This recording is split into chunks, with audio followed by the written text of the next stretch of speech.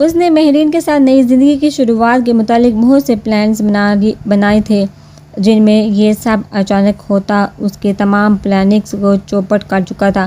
اپنی زندگی کا خیال تو دور کی بات، بس وہ جلد از جلد ماہرین کو صحیح سلامت گھر پہنچا کر سہراب کے پاس جانا چاہتا تھا۔ فردان جانتا تھا کہ وہ اس وقت کہاں ہوگا۔ مصروف سی زندگی میں اب تو کوئی وقت نہ تھا کہ وہ وہاں جا کر بیٹھتے، مگر سال میں 1 سے 2 بار ہی صحیح جب کبھی سہراب اور وہ دنیا کی بھیڑ بھاڑ سے اکتا جاتے تو ساحل کنارے تاریکی میں وقت گزارتے تھے۔ کچھ وقت جو وہاں گزارا کرتا تھا دلی سکون کے ساتھ ساتھ اعصابی تناؤ بھی کم کرنے میں مددگار ثابت ہوتا۔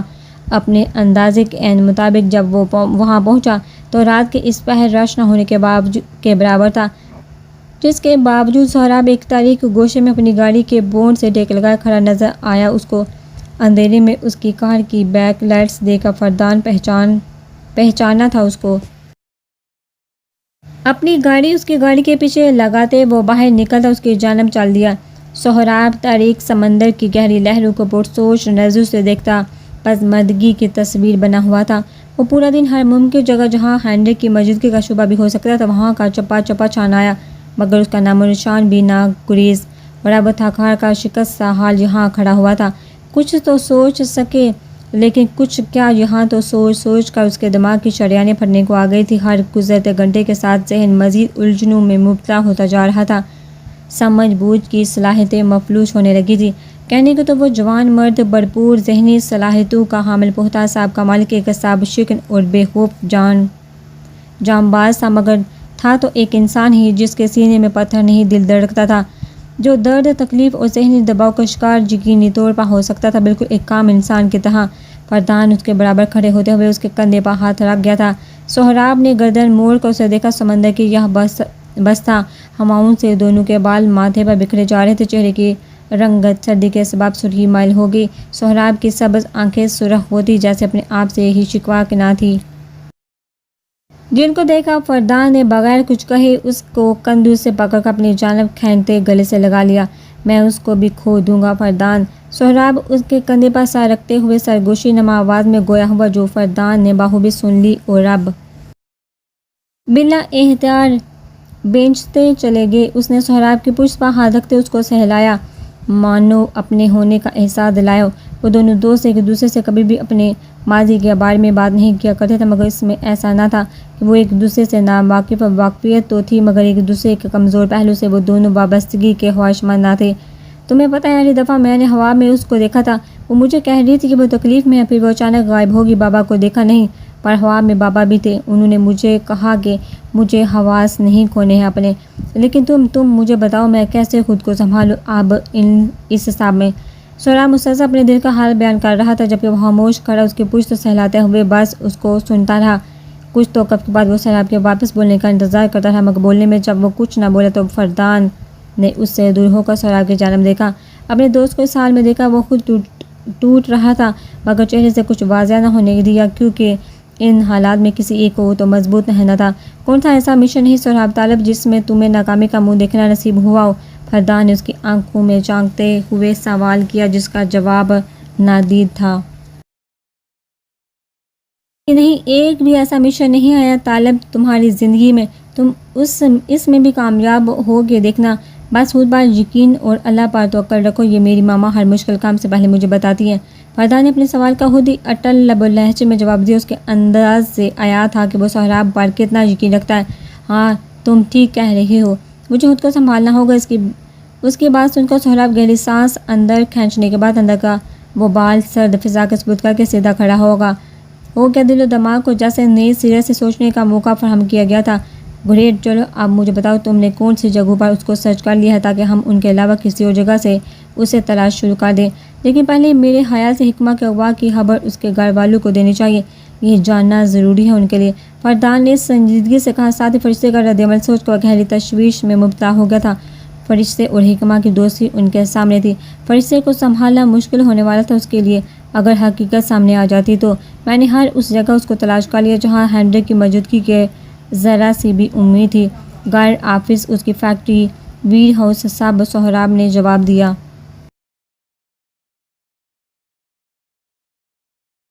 اس کی ملکیت میں ایک ہی فیکٹری اور ویئر ہاؤس افادان کی پرسوچ نگاہیں سمندر کی لہروں پر ٹکی تھی۔ سہراب اس کی بات سن کر کچھ ٹھٹک سا گیا۔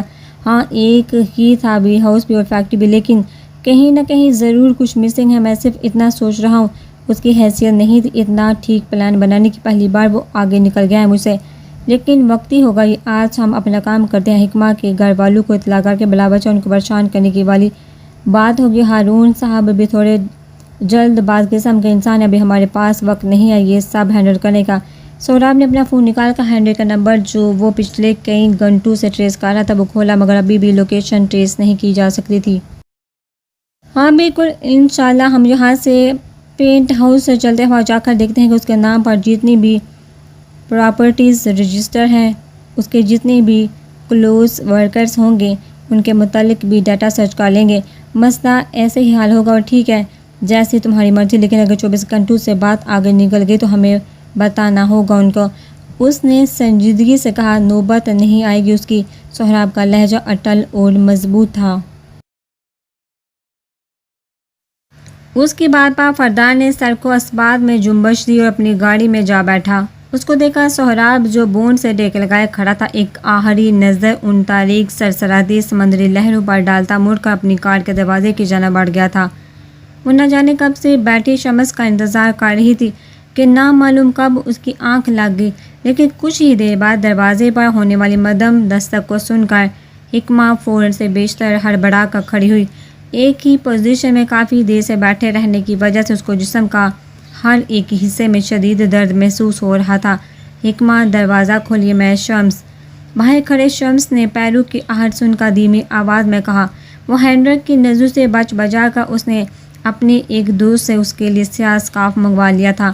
اس کی آواز سن کر حکمہ نے جھٹ سے دروازہ کھول دیا، مگر خود وہ دروازے کی اوٹ میں کھڑی ہو گئی۔ شمس نے اندر آ کر بغیر اس کی جانب دیکھے اسکارف حکمہ کی جانب بڑھایا، جو اس کے ہاتھ سے لے کر حکمہ نے فوراً اپنے چہرے کے گرد اچھے سے لپیٹ لیا تھا۔ شمس پلیز میرے سہراب سے بات کروا دو، اور بھائی کو کچھ نہ بتانا اس متعلق پلیز، نہ بابی کو اور نہ ہی فرشتے کو، وہ سب بہت پریشان ہو جائیں گے۔ حکمہ نے اس کے اندر آتے ہی دروازہ بند کرتے ہوئے دھیمی آواز میں کہا۔ وہ براہ راست اس کی جانب دیکھنے سے گریز کر رہی تھی، کیونکہ چہرے پر بنی اس ٹیٹو کو دیکھ وہ ہر بار خوفزدہ ہو جاتی۔ آپ اس سب کی ٹینشن نہ لیں، میں نہیں بتاؤں گا کسی کو کچھ بھی، لیکن میں آپ کی بات سہراب سے نہیں کروا سکتا۔ یہاں پر جیمرز لگے ہوئے ہیں اور یقیناً ہینڈرک صاحب کے نمبرز بھی ٹریس کروا رہا ہوگا۔ اس نے اتنا بڑا پلان بنایا ہے، اتنی آسانی سے نہیں نکلوا سکتا ہوں میں آپ کو۔ شمس نے لب کترتے ہوئے پریشانی سے کہا۔ وہ سخت اضطراب کا شکار لگ رہا تھا اس وقت۔ مجھے یہاں لے کر آئے کیوں ہیں؟ مقصد کیا ہے ان کا؟ اور تم یہاں کیا کر رہے ہو شمس؟ پھپھو کتنی پریشان ہو جائیں گی یہ سب جان کر؟ حکمہ نے اس سے سوال کیا، جس کو سن کر وہ زخمی سا مسکرایا۔ اب کیا بتاتا وہ اس کو کہ جس پھپھو کی وہ بات کر رہی ہیں انہوں نے خود بیٹے کو زیادہ کمانے کے لیے باہر ملک بھیجنے پر زور دیا ہے، ورنہ وہ خود اور اس کے ابو ایسا ہرگز نہیں چاہتے تھے۔ مقصد آپ کو یہاں لانے کا اچھا نہیں، لیکن میں اس مقصد کو کامیاب نہیں ہونے دوں گا۔ آپ بے فکر ہیں اور میں ہینڈی کا ہیڈ سیکیورٹی گارڈ ہوں۔ مجھے نہیں پتا تھا کہ وہ ملک دشمن عناصر سے ملا ہوا ہے، ورنہ میں کبھی بھی اس کی سیکیورٹی پر مامور نہ ہوتا۔ شمس مسلسل کمرے میں ٹہل رہا تھا اور ہاتھ شہد رنگ بالوں میں پھنسائے وہ اس سے بات کرنے کے ساتھ ساتھ محو سوچ بھی تھا۔ تم تو یہاں پڑھنے آئے تھے شمس، یہ سب کیا ہے؟ کیا بات کر رہی ہو تم؟ اور ملک شمس اور ملک دشمن عناصر یعنی بلیک واٹر، انہوں نے اغوا کیا ہے مجھے۔ حکمہ کو اچانک جیسے یاد آیا اس دن والی سہراب سے کی ہوئی بات۔ جی لیکن آپ کو کیسے پتا اس بارے میں؟ شمس نے مڑ کر اس کی جانب دیکھتے سوال کیا۔ سہراب نے بتایا تھا مجھے۔ اس کو چھوڑو، تم مجھے یہ بتاؤ تم آئے کیوں ہو یہاں؟ یہ سب کیا کر رہی ہو تم میرے بھائی؟ تم ایسے تو نہ تھے۔ حکمہ اس کے لیے بھی ساتھ پریشان تھی اپنی نیچر کے عین مطابق۔ پاکستان میں پڑھائی کے ساتھ ساتھ کمبیٹ سیکیورٹی ایجنسی سے ٹریننگ لینے کے بعد وہاں جاب بھی کر رہا تھا۔ تقریباً 2 سال تھے۔ وہاں کے ہیڈ نے مجھے آفر کی تھی یہاں سان ڈیاگو میں ان کے دوست کی ایجنسی کے لیے کام کرنے کی۔ میں نے امی کو بتایا اس بارے میں تو آپ کو امی کو معلوم ہی ہوگا، ہمیشہ کتاب بہتر سے بہترین کے خواہش میں امی نے مجھے جہاں آنے کا کہہ دیا۔ بابا کی طبیعت بھی کچھ ناساز رہتی ہے، ان دونوں نے مجھے بھی مجبوراً 2 مہینوں قبل یہاں آنا پڑا۔ اب یہاں یہ سب ہو جائے گا میرے علم میں نہ تھا۔ شمس نے بات کے اختتام میں لب سختی سے بھینچ لیے۔ تم اب کیسے باہر نکلو گے اس دلدل سے شمس؟ یہ کیا کیا تم نے؟ حکمہ اپنے سر ہاتھوں میں تھام کر بیڈ پر بیٹھ گئی۔ دماغ گھوم رہا تھا اس کی بات سننے کے بعد۔ ابھی مجھے اس سب کی فکر نہیں ہے، فکر مجھے آپ کی ہے۔ میں آپ کو کیسے نکالوں یہاں سے؟ بہت زیادہ الرٹ ہے نیچے سیکیورٹی۔ سہراب کو اس سب کے بارے میں انفارم کرنے کے لیے مجھے اس ویر ہاؤس کے احاطے سے نکلنا ہوگا، مگر آپ کو یہاں اکیلا چھوڑ کر بھی نہیں جا سکتا ہوں کہ میں اس بڈھے کی فطرت سے بخوبی واقف ہوں۔ شمس نے دانت پیس کر کہا۔ اس کی سیکیورٹی پر مامور تھا، وہ آئے دن ہینڈل کے ساتھ آنے والی لڑکیوں کو دیکھتا رہتا تھا۔ وہ تم میری فکر نہیں کرو، میں دروازہ نہیں کھولوں گی کسی کے بھی لیے، تم بس جاؤ یہاں سے، جلد از جلد بس رابطہ کرو سہراب سے، وہ بہت زیادہ ڈپریشن میں ہوں گے اس وقت۔ حکمہ نے سر اٹھا کر اس کو دیکھا۔ شمس نے محض سر اسبات میں ہلا دیا۔ ابھی تو رات ہو رہی ہے، فجر کے وقت نکلوں گا جب یہ سو جائے گا۔ ابھی میں چلتا ہوں۔ ہاں یہ کھا لیں، کافی دیر سے بھوکی ہیں آپ۔ شمس نے کوٹ کے اندرونی جیب سے پروٹین بار نکال کر حکمہ کی جانب بڑھائی، جو اس نے اپنے ہاتھ میں تھام لی۔ شمس بس مجھے یہاں سے نکال دو، کچھ بھی کر کے مجھے بہت ڈر لگ رہا ہے۔ شمس جو دروازے کی جانب بڑھ رہا تھا، اس کی بات سن کر حکمہ کی جانب پلٹا۔ حکمہ کی پہلے جو مترنم آنکھیں آنسو سے لبالب تھی۔ کل تک آپ یہاں سے نکل جائیں گی، یہ میرا وعدہ ہے آپ سے، دروازہ بند کر لیں اب۔ اس کے باہر نکلتے حکمہ نے کمرے کا دروازہ بند کیا۔ کم از کم اسکارف تو مل ہی گیا تھا سر ڈھانپنے کے لیے، اب تک کے لیے یہی بہت تھا۔ سہراب، فردان اور فیاض سہراب کے پینٹ ہاؤس میں موجود پوری رات گزار کر ہینڈرک اور اس کے قریبی ساتھیوں کا نام پر رجسٹر سائن ڈائیگو میں تقریباً 10 پراپرٹیز نکال لی تھی، جن میں سے 5 کی تلاشی کے لیے فردان جا رہا تھا اور باقی کے 5 کے لیے سہراب اور فیاض مہرین کو مراد میں مینشن چھوڑنے کے بعد جہاں چلایا تھا، اور اب وہ سہراب کے ہمراہ تلاش پر نکل گیا۔ فردان وہاں الگ اپنے کام میں مصروف تھا۔ 4 ویر ہاؤس اور ایک گھر کی چھان بین وہ کر چکا تھا جہاں سے کوئی ہاتھ ثبوت نہ مل سکا تھا۔ سہراب کو کال کی تو وہاں بھی یہی حال تھا۔ فردان سٹیئرنگ وہیل پر ہاتھ رکھ کے کچھ سوچنے لگا۔ اچانک اس کے ذہن میں شمس آیا، چہرے پر ٹیٹو اور اس کے پاس گن بھی تھی۔ شمس سے رابطہ کرنے کا سوچا اس نے۔ وہ اس وقت بھی کچھ مشکوک لگا تھا فردان کو، اس سے ملاقات یقیناً فائدہ مند ثابت ہوتی ان کے لیے۔ فردان اس کے بارے میں صرف اتنا جانتا تھا کہ وہ فرشتے کا کزن ہے، اس کے علاوہ پورا نام بھی نہیں معلوم تھا اس کو۔ اگر یونیورسٹی سے پتہ کرواتا تو بلا وجہ وقت ضائع ہوتا، باقی دکے بھی تھے مگر لمبے۔ سو اس نے فیصلہ کیا کہ ابھی فرشتے سے مل کر شمس کا نمبر حاصل کر لے گا اور اسی ہی بہانے دید کی طلبی بجھ جاتی۔ صبح سویرے کے وقت تھا جب وہ ہارون ثاقب کے گھر پہنچا۔ اس کے تعینات کیے گئے اہلکار اب بھی عام کپڑوں میں ملبوس پورے علاقے میں پھیلے ہوئے تھے۔ گھر کے ارد گرد جانچتی نظریں ڈال کر اس نے بیل بجائے۔ 4 سو سب نارمل تھا۔ آ رہی ہوں۔ اندر سے تیز قدموں کی چاپ کے بعد اس کی جھنجھلاہٹ بڑی آواز آئی۔ فردان کے لبوں کو مسکراہٹ نے چھوا تھا۔ اس کی آواز سن کر وہ 2 دن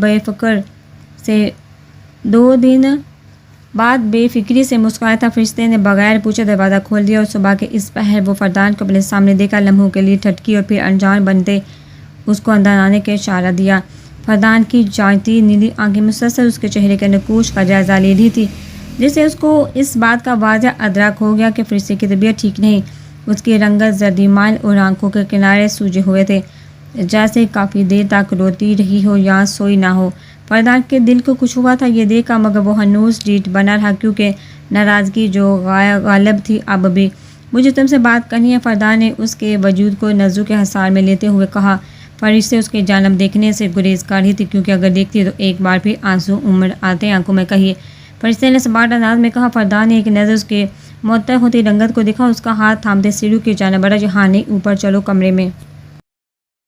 ہمیشہ کی طرح اس نے فرشتے کی ایک نہ سنی، وہ ارے ارے کرتی رہی اور فردان اس کو اپنے ساتھ فرشتے کے کمرے میں لے آیا۔ جہاں اس نے فرشتے کا ہاتھ چھوڑ کر اپنے پیچھے دروازہ باندھ کر کے لاک کیا۔ فرشتے نے تیوریاں چڑھا کر پہلے دروازے کو پھر دروازے سے ٹیک لگائے کھڑے شخص کو دیکھا جو سینے پر ہاتھ باندھے کھڑا بڑی فرصت سے اس کو دیکھ رہا تھا، جیسے دنیا میں اس کے علاوہ دوسرا کوئی کام ہی نہ ہو۔ کیا ہے یہ سب؟ فرشتے نے اپنی آواز پر قابو رکھتے قدرے بے رخی سے سوال کیا۔ کیا ہے؟ تم سے بات کرنی تھی تنہائی میں، اس میں اتنی انہونی کون سی بات ہے؟ وہ جو 2 دن سے اس کے رویے پر آنسو بہا رہی تھی، آج وہ شخص اس کے سامنے بالکل فٹ فاٹ کھڑا اسے ایسے مخاطب تھا جیسے گویا کچھ ہوا ہی نہ ہو۔ فردان کے اندر ہر بار اس کا دل زخمی کر دیتے انہونی آپ ہیں فردان مصطفیٰ، آپ ایک انہونی ہے جو مجھ پر بیت رہی ہے۔ فرشتے نے بمشکل اپنے آنسو کا گلا گھونٹا کیونکہ اس کے سامنے آنسو بہانے کا کوئی فائدہ نہ تھا۔ بہرحال کہیے کیا بات ہے؟ اس نے گہری سانس پھنسا کے ثبوت کرتے چہرہ کھڑکی کی طرف موڑ لیا۔ فردان کو زندگی میں پہلی بار اس کا رویہ تشویش میں مبتلا کر رہا تھا۔ Why are you showing such attitude؟ فردان نے دروازے سے ہٹتے اس کی جانب پیش قدمی کی۔ فرشتے جہاں کھڑی تھی وہیں کھڑی رہی، البتہ چہرہ واپس فردان کی طرف موڑ لیا۔ سوال پر سوال کیے گئے، سنہری آنکھیں، سرد تاثرات خود میں سموئے فردان کے بدلتے چہرے کے تاثرات کا بخوبی جائزہ لے رہی تھی۔ فرشتے کا لہجہ حد درجہ تلخ تھا اور الفاظ لب و لہجے سے کئی گنا زیادہ زہریلے۔ اس کی باتوں نے فردان کی سفید رنگن میں سرخی کھول دی۔ آنکھیں میچتے اس نے خود پر قابو کیا۔ اس وقت اس کے پاس وقت نہ تھا کہ وہ اپنے پچھلے کیے گئے عمل کی کھڑے ہو کر یہاں صفائی پیش کرتا۔ مجھے تم سے کوئی فالتو بات نہیں کرنی ہے اس وقت۔ فرشتے فردان، اپنے کزن شمس کا نمبر دو مجھے، یہ میں تم سے موبائل پر بھی لے سکتا تھا، پر سوچا ایک نظر تمہیں دیکھ بھی آؤں۔ خود پر قابو رکھتے اس نے سرسری انداز میں ایسا کہا جیسے فرشتے نے محبت بڑے القابات سے اس کو نوازا ہو۔ نام کے آگے اپنا نام لگا کر گویا باور کروایا گیا تھا کہ دماغ میں جو گند پک رہا ہے اس سے خود کو باز رکھو۔ کیوں؟ اس کے نمبر کا کیا کریں گے آپ؟ فرشتے نے اس کے تمام باتوں کو نظر انداز کرتے محض ایک ہی بات پر غور کیا۔ کال کر کے پوچھوں گا کہ کس نوعیت کا رشتہ تھا تم دونوں کے درمیان۔ فردان نے تمساح اور بڑی مسکان لبوں پر سجاتے اس کے بے اختیار احساس توہین کے تحت سرخ ہونے والے رخساروں کو دیکھا۔ دل چاہا تھا کہ ان پر لب رکھ دے مگر اپنے ارادے سے اس نے خود کو باز رکھا۔ آپ شک بھی کر رہے ہیں مجھ پر؟ فرشتے کے لہجے میں افسوس، دکھ اور شکوہ تھا۔ فردان نے نرمی سے مسکراتے ہوئے اس کے چہرے پر ہاتھ رکھا۔ فرشتے کی پلکیں اس کے پرحدت لمس پر لرز گئی۔ فردان نے اپنی انگلیاں اس کے کان کے پیچھے رکھتے اپنے انگوٹھے کو فرشتے کے رخسار پر سہلایا۔ ہر بار کی طرح اس بار بھی اس شخص کے لمس کی تاثیر فرشتے کو پگھلا رہی تھی۔ نہیں، فردان نے فرشتے کے چہرے پر جھک کر سرگوشی سے بھی مدھم آواز میں کہا۔ اس کی دہکتی سانسیں فرشتے کی بے ترتیب مہکتی سانسوں سے الجھنے لگی۔ فرشتے فوراً آنکھیں کھولتے چند قدم پیچھے ہوئے اس سے ہمیشہ کی طرح اس بار بھی وہ اس صحبہ میں بہہ کر اپنے جذبات کو بے مول نہیں کرنا چاہتی تھی۔ فردان نے اس کے دور ہونے پر آنکھیں کھولتے شدید بدمزہ ہو کر فرشتے کو دیکھا۔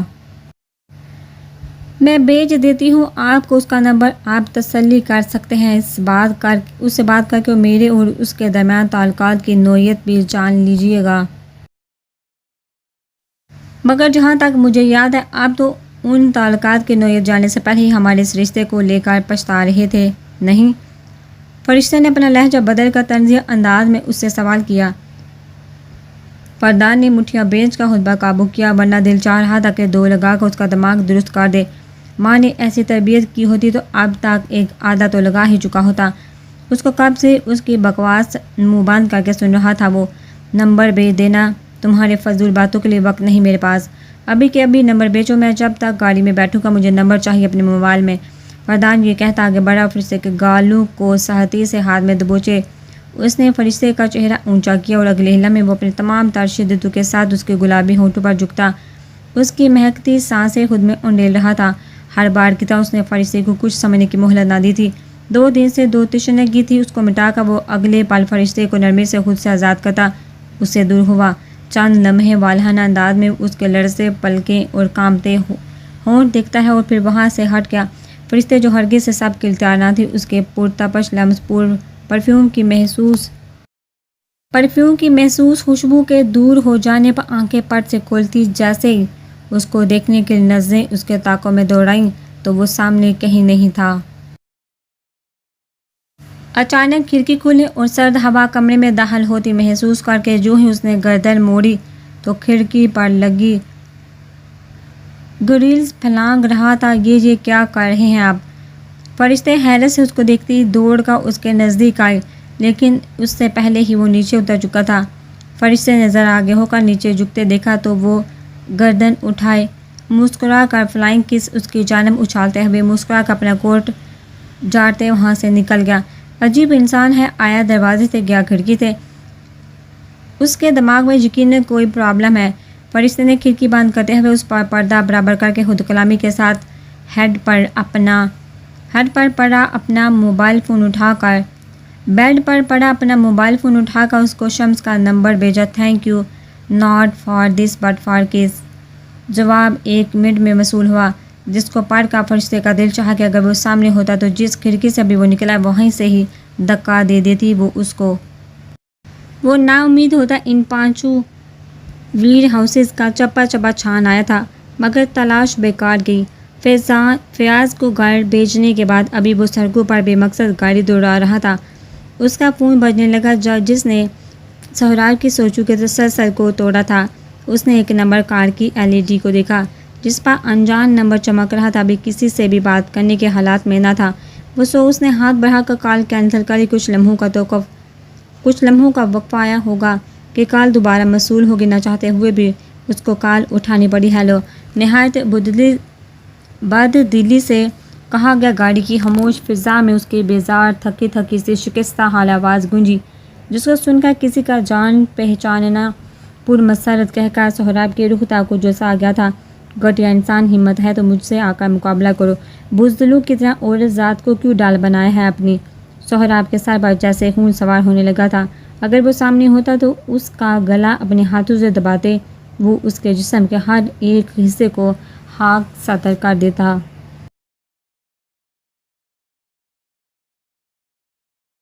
ہائے ہائے ہائے، میں تمہیں بتا نہیں سکتا کتنا سکون مل رہا ہے مجھے تمہاری یہ تڑپتی ہوئی آواز سن کر۔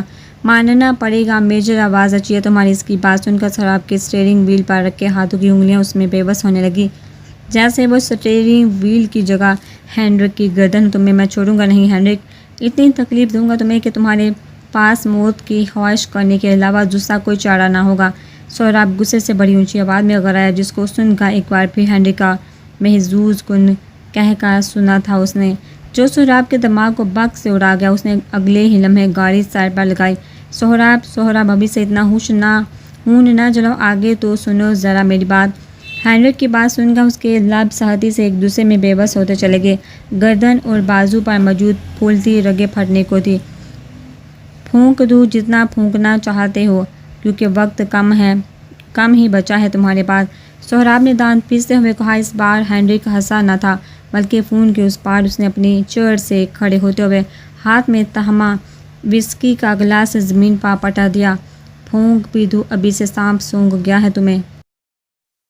جب تک وہ خاموش تھا سہراب نے فوراً سٹینڈ سے لگے اپنے فون میں موجود ٹریکر کو آن کیا۔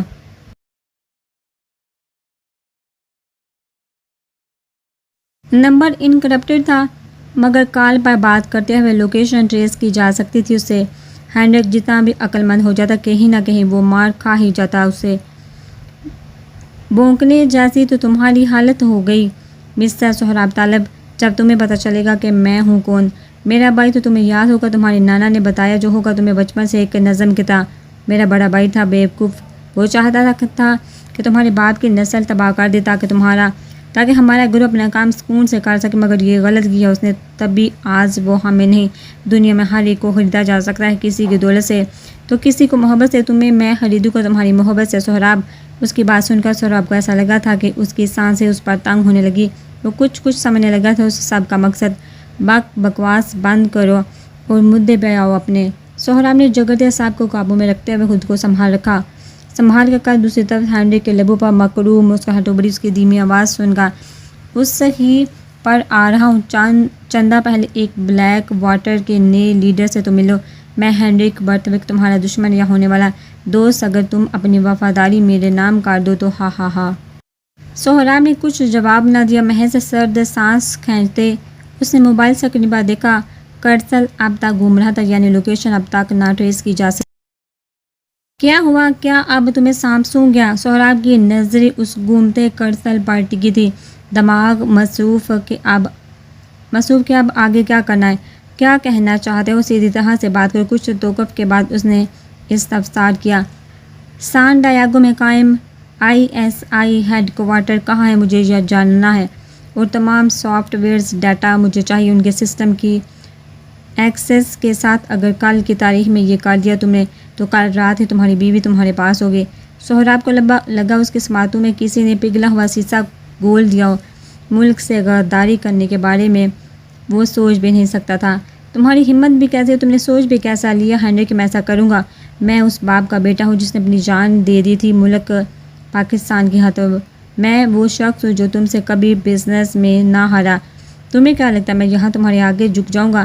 ناممکن ہو، میرے پاس اتنا وقت نہیں کہ انتظار کروں کل تک۔ تم تک تو میں چند گھنٹوں میں ہی پہنچ جاؤں گا۔ سہراب کے لہجے میں چٹانوں کی سی سردی تھی۔ اس کی باتیں سن کر ہینڈرک نہایت بدمزہ ہوا۔ یار تمہاری مرضی ہے، دیکھ لو، یا بیوی یا ملک، now the choice is your. اور یہ تو دماغ سے نکال ہی دو کہ تم مجھ تک پہنچ جاؤ گے۔ اگر ایسا ہوتا تو ابھی تم میرے سامنے ہوتے۔ ذرا میں تمہاری بیوی کو دیکھا ہوں، کل سے بڑی عزت سے رکھا ہوا تھا، انتظار میں تھا تمہارے جواب کہ اب پتہ چل گیا ہے تو ذرا دیکھا ہوں۔ وہ بہت مشکل سے پہرا بٹھایا۔ وہ آگے بھی کچھ کہتا کہ سہراب تڑپ اٹھا، بکواس بند کرو بغیرت انسان، الٹی گنتی شروع کر دو، دنیا کے آخری کونے میں بھی تم ہوئے، وہاں سے بھی تمہیں ڈھونڈ نکالوں گا میں۔ یہ کہہ کر اس نے کال کر دی۔ لوکیشن ٹریک کر لی گئی جو 2 گھنٹے کی مسافت پر تھی۔ اگر وہ ابھی نکلتا تو یقیناً وہاں ریش ڈرائیونگ کر کے 2 گھنٹے سے پہلے ہی پہنچ جاتا، مگر کیا 2 گھنٹے میں وہ اس کو بچا سکتا تھا؟ اوپر سے یہ بھی نہ پتہ تھا کہ منزل جس پر تمام مراحل طے کر کے وہ پہنچے گا وہ مقصود ہے بھی کہ نہیں۔ سب داؤ پر لگا کر وہ حکمہ کو حاصل کر سکتا تھا، لیکن کیا اس کا ضمیر اس کو یہ سب کرنے کی اجازت دیتا؟ اگر نہیں تو پھر اس کی بیوی کا مقدر بھی اس کی ماں جیسا ٹھہرتا۔ ایمان، وفا، محبت کی اس جنگ میں جیت کس کی ہونے والی تھی یہ محض وقت جانتا تھا۔ وہ تقریباً صبح کے 8 بجے گھر پہنچا تو ڈرائنگ اور ڈرائنگ روم سمیت لاؤنج میں سنسان پڑا تھا، ماں سوائے کچن کے جہاں بل برتن دھونے میں مشغول تھا۔ اس وقت گڈ مارننگ سر، حکمہ میم کا کچھ پتہ چلا؟ بل نے قدموں کی آہٹ پر گردن موڑ کر دیکھا تو سامنے تھکا ہوا فیاض کھڑا تھا، جس کے رنگت کی سرخی آنکھوں میں تیرتی نا امیدی دیکھ کر وہ سمجھ گیا کہ سوال کرنا بیکار ہے۔ گرینڈپا کہاں ہے؟ جس سوال کا جواب مثبت نہ ہو تو جواب نہ ہی دینا بہتر ہے۔ ان کو ناشتے کے بعد ڈاکٹر صاحب نے میڈیسن دے کر سونے بھیج دیا تھا تو اب تک سو گئے ہوں گے وہ، بل نے جواب دیا، جس کو سن کر فیاض نے سکھ کا سانس لیا۔ ٹھیک، اور ڈاکٹر صاحبہ خود کہاں ہے؟ کوٹ اتار کر کوچ پر رکھتے ایک اور سوال کیا گیا۔ مضطرب آنکھیں یہاں وہاں اس کو تلاش کر رہی تھی۔ وہ آپ کے روم میں گئی تھی، کوئی ویڈنگ ڈاکومنٹ ہے وہ لینے یا رکھنے؟ شاید آپ اپنے روم میں ہوں، آپ کے لیے بریک فاسٹ لگاؤں؟ بل نے واپس سنک کی جانب مڑتے ہوئے کہا، نہیں رہنے دو۔ یہ کہہ کر وہ سیڑھیوں کی جانب بڑھ گیا۔ اچانک کچھ یاد آنے پر واپس مڑا۔ ہو سکتا ہے بھائی کال کرے مجھے۔ اس نے خود کلامی کرتے جھک کر کوٹ کی جیب سے فون نکالا اور جینس کی جیب میں ڈالتے ہوئے واپس سیڑھیاں پھلانگ کر اوپر آ گیا۔ اپنے کمرے کے دروازے پر پہنچ کر جو ہی اس نے لاک پر ہاتھ کا دروازہ اندر سے بند تھا، فیاض کے ماتھے ایک پل بل نمایاں ہونے لگی۔ اس کو اچانک خوف سا آنے لگا کہ کہیں اندر کمرے میں کہیں اس کو کسی نے نقصان تو نہیں پہنچا دیا۔ بلا شبہ وہ کئی بار اپنے موبائل پر کیمرہ ریکارڈنگ دیکھتا رہا تھا گھر کے اندر باہر لگے کیمریز کی، مگر پھر بھی دل میں اندیشے سے بھر آئے۔ وہ بھی وہاں سے ہٹ کر نیچے چابی لینے جانے ہی لگا تھا کہ اندر سے لاک کھلنے کی آواز آئی۔ سوری وہ میں جہاں نکاح نامے رکھنے آئی تھی تو بیڈ پر لیٹی ہوں، میری آنکھ لگی۔ مہرین کے چہرے پر ہوائیاں اڑی ہوئی تھی، رنگت معطر۔ فیاض کو دال میں کچھ کالا لگا۔ اوپر سے مہرین کا لب و لہجہ کچھ مشکوک سا تھا۔ آنکھیں سکڑ کر اس کو دیکھتے ہوئے وہ دروازے کے لاک پر ہاتھ رکھتے اندر داخل ہوا۔ کمرے سے باہر نکلتی مہرین کے راستے میں حل ہوا تھا وہ تاکہ باہر نہ نکل سکے۔ اوکے ریلیکس ہو جاؤ، تمہارے شوہر کا کمرہ ہے، یعنی تمہارا بھی، تم آ سکتے ہو، یہاں وضاحت دینے کی ضرورت نہیں تھی۔ فیاض نے دلچسپی سے اس کے چہرے کے نقوش کو جائزہ لیا۔ سیاہ چمکدار آنکھیں ہر بار بٹک کر اس کے سبز مالبوری آنکھوں پر جا رہی تھی۔ میں کب گھبرائی، تمہیں غلط فہمی ہوئی ہے۔ میں تو نکاح نامہ۔ وہ جو آنکھوں کے بدلتے تیور سنبھال رہی تھی ہڑبڑا کر اپنی صفائی پیش کرنے لگی، جس کو فیاض نے بیچ ہی میں کاٹ دیا تھا۔ اس کی جانب پیش رفت کرتے ہوئے فیاض نے گمبھیرتا سے استفسار کیا۔ مہرین نے اس کے بڑھتے قدموں کو دیکھ کر 2 قدم پیچھے لیے اور اپنے سے کچھ دور ڈریسنگ ٹیبل ہونے کی وجہ سے وہ وہاں ہی رک گئی، ورنہ ڈریسنگ سے ٹکرا جاتی۔ ایک لفظی جواب دیا۔ وہ اس کے پل پل بوچھل ہوتی آنکھوں میں دیکھنے سے گریز کر رہی تھی۔ یہ تو طے تھا کہ فیاض اس کے ویران بنجر دل میں اپنے قدم پوری شان و شوکت سے جما چکا تھا، بس اس بات کے اقرار سے وہ محض انکاری تھی۔ ابھی اس کے کمرے میں بھی مہرین کچھ دیر قبل واقعی نکاح نامے رکھنے آئی تھی، مگر وہاں اس کا بیڈ، وارڈ روب اور ڈریسنگ ٹیبل پر بکھرے اس کے سامان نے مانو مہرین کے واپس جاتے قدم جکڑ لیے تھے۔ کمرے کا دروازہ لا کر کے وہ اس کے ہر ایک چیز کو اشتیاق اور استحقاق بڑی نظر سے دیکھتی سٹ کر رہی تھی۔ اس کا سامان دیکھا مہرین کو اندازہ ہوا کہ وہ پرسنل کیئر کے حوالے سے کافی چوزی ہے، جو کہ اس کو پسند بھی بہت آیا تھا۔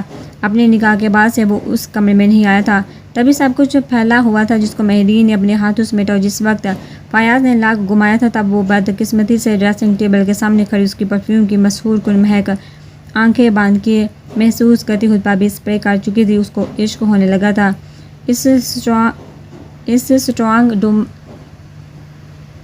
ڈومینیٹ خوشبو سے۔ اچھا پرفیوم اچھا ہے، پر اتنا بھی نہیں کہ ایک دن تک اس کی خوشبو یہاں۔ اچھا بیڈ فار بوائز۔ پرفیوم اچھا ہے، پر اتنا بھی نہیں کہ ایک دن تک اس کی خوشبو یہاں پر رقص کرتے تھے۔ مہرین نے ہونٹوں کا کنارہ دانتوں میں دباتے ہوئے اس کی جانب دیکھا، یعنی وہ پکڑی گئی تھی۔ فیاض مزید ایک قدم اور آگے بڑھا تھا۔ اس نے عین مقابل آ کھڑا ہوا کہ اگر کچھ جھکتا تو دونوں کے وجود ایک دوسرے سے الجھ جاتے۔ مہرین نے خود پر کل پڑھ لیا۔ Now this breath-thinking joker will make fun of me۔ Mehreen نے بے احتیاط کرتے ہوئے سوچا۔ وہ فیاض کی خود پر مسلسل مرکوز خمار زدہ نگاہوں سے بوکھلا رہی تھی۔ اب فیاض مسکراتا وہ اس کے بے انتہا نزدیک ہوتے جھکا، اتنا کہ دونوں کے چہرے ایک دوسرے سے چند انچ کے فاصلے پر تھے۔ مہرین نے فوراً سہتی سے آنکھیں میچ لی۔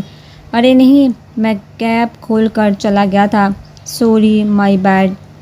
فیاض نے اس کے برابر سے ہاتھ گزارتے مہرین کی پشت پر موجود ٹیبل پر پڑے اپنے پرفیوم کی بوتل کیپ سمیت اٹھائی، واپس سیدھا کھڑا ہو گیا۔ اف مہرین، یہ کیا بکواس سوچ رہی تھی تم؟ چلو شکر خدا کا یہ سمجھا نہیں۔ مہرین نے دل ہی دل میں سوچتے ہوئے جھٹ سے آنکھیں کھول دی۔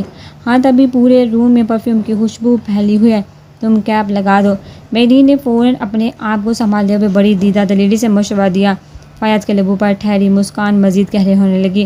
اب کہ وہ ایک بار پھر جھکا، مگر اس بار مہرین کو لگا وہ ڈریسنگ پر بوتل رکھنے جھکا ہوگا۔ لیکن پرفیوم اپنی جگہ پر رکھنے کے بعد اس نے مہرین کے اطراف دائیں بائیں اپنے دونوں ہاتھ ڈریسنگ ٹیبل پر ٹکا، جس کے بعد وہ اس کے گھنگریالے بالوں سے چھپے کان کے لوب پر جھکایا، اپنی ناک کی مدد سے راستے میں آئی ان زلفوں کو ہٹا کر۔ لیکن ایک بات سمجھ نہیں آئی، میری خوشبو سے تم کیوں مہک رہی ہو، جبکہ اب تک تو تمہیں چھوا بھی نہیں ہے میں نے۔ فیاض کے گمبھیر بوجھل مدھم سرگوشی کو سن کر مہرین پر جیسے اس کے سانسیں باری ہونے لگی، ساتھ ہی فیاض کا جو اس کی گردن اور بالوں سے اٹھتی خوشبو کو لمبی گہری سانسوں کی صورت خود میں کھینچتا اس کو آنکھیں بند کرنے پر مجبور کر گیا۔ Now I want to feel you on my doctor Mehreen. Fayyaz, اس کی باری بوجھل آواز مہرین کے اسان ہٹا کرنے کے لیے کافی تھی، جو فیاض نے اس کے کان لو پر اپنے لب رکھ دیے۔ مہرین کے پورے وجود میں جیسے بجلی سی دوڑ گئی، اس کی پرحدت لمس کو محسوس کرتے دوسری طرف فیاض خود اپنے قابو میں نہ تھا۔ مہرین کے وجود سے اٹھتی اپنی پرفیوم کی خوشبو اس کو دیوانہ بنا رہی تھی۔ مجھے جانا ہے، مہرین بامشکل آنکھیں کھولتے ہوئے منمنائی، جس کو سن کر اس کی گردن پر جھکتا فیاض فوراً اپنی جگہ رکتے سیدھا کھڑا ہوا۔ ایک بار اپنے دل سے پوچھ لو، جانا چاہتی ہو تم؟ فیاض نے سنجیدگی سے استفسار کیا۔ اس کی آنکھوں سے یہ صاف ظاہر ہو رہا تھا کہ بہت مشکل سے اس سے دور ہوا ہے وہ۔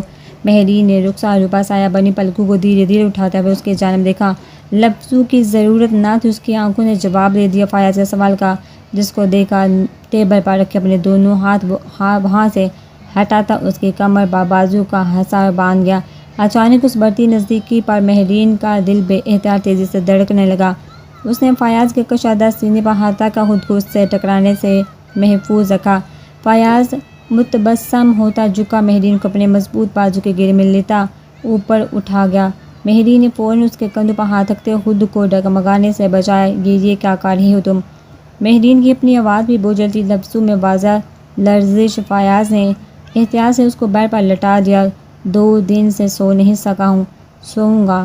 فیاض کے پرشکن اعصاب اپنے سامنے لیٹی مہرین کو دیکھا جیسے سکون میں ہو گئے تھے۔ وہ ان کے دونوں اطراف ہاتھ رکھ کر اس کے گردن میں جھکنے ہی لگا تھا کہ مہرین بولی، تو سو جاؤ نا، مجھے یہاں سے جانے دو۔ مہرین نے ایک بار پھر جانے کی فرمائش کی، جس پر فیاض کو سخت طیش آیا، جو عموماً بہت کم آیا کرتا تھا، مگر جب آ جاتا تو مقابل کی ہے نہیں۔ اس نے بغیر مہرین کو سوچنے سمجھنے کا موقع بھی دیے گردن پر جا بجا بکھرے اس کے بالوں کو سر پر کرتے تیزی سے بیٹ کرتی مہرین کی شاہ رگ پر اپنی دانت گاڑ دیے۔ مہرین کے منہ سے بلا احتیاط سسکاری نکلی، ساتھ اس نے فیاض کے کندھے کو اپنے دونوں ہاتھوں کے لمبے ناخنوں سے دبوچ لیا تھا۔ اب نہیں سوؤں گا میں۔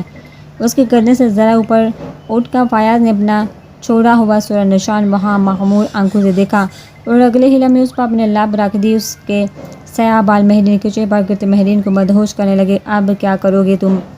وہ جا بجا مہرین کی گردن پر اپنی شدتیں چھوڑتا ان کو چومتا جا رہا تھا کہ مہرین نے باری ہوتی سانسوں کے درمیان سوال کیا، وہی جو تم چاہتی ہو، اب اور وہ بھی جس کی میں نہ جانے کب سے خواہش لے کر دل میں بیٹھا ہوں، محبت کروں گا تم سے۔ فیاض نے واپس اس کے چہرے پر آتے ہوئے استحقاق بھری نظروں سے اس کے گلابی رخسار اور خوبصورت ہونٹوں کو دیکھا۔ ہماری روحیں تو شاید پہلی ملاقات میں ہی ایک دوسرے سے واقف تھی۔ اس نے ساکت پڑی مہرین کی آنکھوں میں دیکھتے ہوئے مسکراتے بوجھل سرگوشی کی۔ مہرین کو اس وقت کسی دوسری دنیا سے آیا کوئی غیر انسانی چیز لگ رہا تھا، وہ جان لیوا حد تک پرکشش۔ ہاں، یہ جسم، یہ نیہ ہے اس کھیل میں۔ فیاض نے آخری بات بھی اس کی آنکھوں میں دیکھتے ہوئے کہی، جس کے بعد وہ اس کے ہونٹوں پر جھک گیا تھا۔ پوری شدت سے اس پر اپنی محبت کی پہلی مہر ثبت کرتے وہ اس کے جسم کو بھی اپنے نام کر چکا تھا اور خود کو اس کے۔ فیاض کے پورے وجود میں یہ محسوس کر کے طمانینت اترتی جا رہی تھی کہ وہ اس کی شدتوں میں اس کا ساتھ دے رہی تھی۔ ابھی 1 منٹ سے بھی کم وقت گزرا ہوگا ان دونوں کو ایک دوسرے کو محسوس کرتے ہوئے کہ اچانک نیم تاریکی کمرے میں رقص کرتی مانی ہیزی کو فیاض کی جینس کی جیب میں موجود فون کی چنگھاڑتی ہوئی بیل نے توڑا۔ مہرین فوراً وہ بیل سن کر اس کے ہثار میں کس مسائی، جس کو محسوس کر کے وہ جیسے ہوش میں آیا۔ اپنے کے بے قابو ہوتے جذبات پر وہ باندھتے وہ بیٹھ سے اٹھتا کھڑا ہو گیا، ساتھ ہی موبائل نکال کر آنکھوں کے سامنے کیا، جبکہ دوسری طرف مہرین اپنی باڑی اس کی خوشبو سے دہکتی سانسیں استوار کر رہی تھی۔ جی بھائی، فیاض نے گلا کھنگال کر کہا، جیسے آواز میں تیرتے جذبات چھپانے کی سعی کی ہو، مگر کال کے اس پار کوئی اور نہیں فردان تھا۔ آواز کو کیا ہوا، کیا کر رہے تھے؟ فردان کے سوال کو سن کر مہرین کو دلچسپی سے دیکھتے فیاض نے خود کو مزید سنبھالا، وہ بوکھلا گیا تھا۔ بھائی آپ بتائیے کیا ہوا؟ فیاض نے مہرین پر سے نظریں ہٹائیں جو اٹھ کر بیڈ پر بیٹھی اب اپنی سانسیں استوار کر چکی تھی۔ ایک ایڈریس بھیج رہا ہوں، اسلحہ بردار گارڈز دے کر وہاں پہنچو فوراً۔ فردان نے اپنی بات کہہ کر کال کر دی، جس کو سن کر فیاض نے فوراً اپنا موبائل جینس کی جیب میں ڈالا اور مڑ کر تیزی سے دروازے کی طرف بڑھا، لیکن جیسے اچانک اس کو اپنی غلطی کا احساس ہوا تھا، وہ فوراً واپس مہرین کے پاس آیا۔ اپنا تمام سامان اس کمرے میں سر کر دو بل سے کہہ کر، جب تک ہمارا گھر مکمل نہیں ہو جاتا یہی ہمارا کمرہ ہے۔ فیاض نے اس کے گال پر انگلیوں کی پشت سے ہلاتے ہوئے کہا۔ مہرین نے اس بات میں سر ہلایا تھا، بابی کو لے کر آئیں گے ہم، تم یہاں ہی رہنا، میرے انتظار کرنا، ہو سکے تو کچھ مزے کا پہن لو۔ فیاض نے مسکراتے ہوئے اس کو دیکھا، آنکھ ماری۔ مہرین کا دل چاہا منہ میں گوند ڈال دے اس کے تاکہ بول ہی نہ سکے۔ اب چلے بھی جاؤ۔ مہرین نے آنکھیں گھما کر مصنوعی بیزاری سے کہا۔ فیاض کے لبوں پر ٹھہری مسکراہٹ مزید گہری ہوئی۔ اگر کمرے سے باہر نکلو تو گردن میں کوئی مفلر ڈال لینا۔ چلتا ہوں، خدا حافظ میری امریکن سونڈی۔ جھک کر اس کے دائیں گال کو زور سے چومنے کے بعد وہ کمرے سے باہر نکل گیا، اپنے پیچھے دروازہ بند کرنا نہ بھولا۔ اس کے وہاں سے نکلتے ہی مہرین بیڈ پر سے کھڑی ہوئی اور ڈریسنگ ٹیبل کے سامنے آتے اس نے ڈریسنگ ٹیبل کے شیشے پر لگی لائٹس روشن کی تھی اپنا سویٹر گردن سے ذرا نیچے کو کھسکا کر اس نے اپنی گردن کا حال دیکھا تو منہ کھلے کا کھلا رہ گیا۔ کریزی مین! مہرین نے غصے بڑی نظروں سے اپنی سراہی دار خوبصورت گردن پر موجود ان سرخ نشانوں پر انگلیاں پھیرتے ہوئے سرگوشی کی۔ بے اختیار ہونٹوں کے کنارے مسکراہٹ میں ڈلتے چلے گئے۔ شمس آنکھ بچا کر جیسے تیسے وہاں سے نکل آیا، کیونکہ یہ ویر ہاؤس جنگل اور کافی سنسان جگہ پر واقع تھا۔ کبھی اگر وہ جیمرز سے بچ کر آگے نکل بھی جاتا تو جنگل میں سگنل کی تلاش کرنا ممکن ہو جاتا اس کے لیے۔ وہ ویر ہاؤس کے پیچھے بنے گراؤنڈ میں گیا۔ آگے جہاں جیمرز کا ایکسس بھی نہ تھا اور سگنل بھی پورے تھے فون پر، اس نے فون آن کیا تو کسی کے ان نون نمبر سے کئی کال موصول ہوئی تھی اور ساتھ ہی اس نمبر سے میسج بھی آیا ہوا تھا۔ شمس نے فوراً میسج کھولا، فردان ہیئر کال می ASAP۔ میسج پڑھ کر اس نے فوراً فردان کو کال ملائی جو اگلے ہی پل پک کر لی گئی تھی۔ ہیلو شمس بات کر رہا ہوں، اس نے مقابل کے بولنے سے پہلے ہی کہا۔ دوسری طرف کار ڈرائیو کرتے فردان نے اس کی آواز سن کر گاڑی کی رفتار کچھ کم کر دی۔ ہاں معلوم ہے، یہ بتاؤ تم کس کے لیے کام کر رہے ہو؟ وہ فوراً بدے بڑھایا۔ لمبی چوڑی تمہید باندھنے کا اس کے پاس وقت نہیں تھا اور نہ ہی اس کی عادت۔ اب کسی کے لیے نہیں، میں تمہیں ایک ایڈریس بھیج رہا ہوں، یہاں فوراً پہنچو۔ حکمہ ادھر ہی ہے اور خالی ہاتھ مت آنا، سیکورٹی ہائی الرٹ ہے، یہاں جلدی آ جاؤ۔ شمس نے اجلت میں اپنی بات مکمل کی، ساتھ ہی فوراً موبائل کان سے ہٹا کر اسپیکر پر ڈالتے اس نے فردان کے نمبر پر اپنی لوکیشن سینڈ کی تھی۔ حکمہ کو اگر تمہارے باس نے کچھ کیا تو سب سے پہلے میں تمہاری جان اپنے ہاتھوں سے لوں گا، اسٹیون۔ فردان کی سرد پر اصرار آواز شمس کی ریڑھ کی ہڈی میں سنسنی دوڑا گئی۔ وہ خود کو سنبھالتے آگے کچھ کہتا اس سے پہلے مقابل نے کال کر دی۔ عجیب، بلا وجہ جان لو گے، ابھی سب ٹھیک ہونے دو۔ تمہاری بیوی کو تو ایسا بدظن کروں گا میں، یاد رکھو کہ تم فردان مصطفیٰ ہوں، برایا مجھے جان سے مارنے والا۔ شمس نے دانت پیستے ہوئے خود کلامی کی اور پیچھے مڑتا واپس ویر ہاؤس کی جانب بڑھنے لگا۔ دوسری طرف فردان نے سہراب کو یہ اطلاع دینے کے لیے کال ملائی، پر وہ کال نہیں اٹھا رہا تھا۔